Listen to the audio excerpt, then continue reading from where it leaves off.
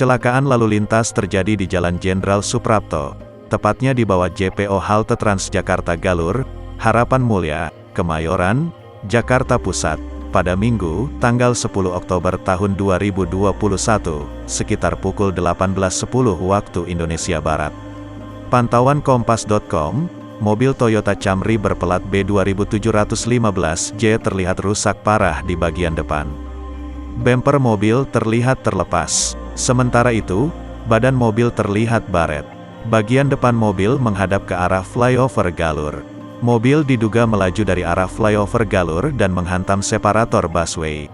Separator busway dari Movable Concrete Barrier, MCB, dari bahan beton pun hancur dan retak di beberapa bagian. Belum diketahui penyebab kecelakaan tersebut. Polisi masih meminta keterangan dari pengemudi mobil Camry tersebut.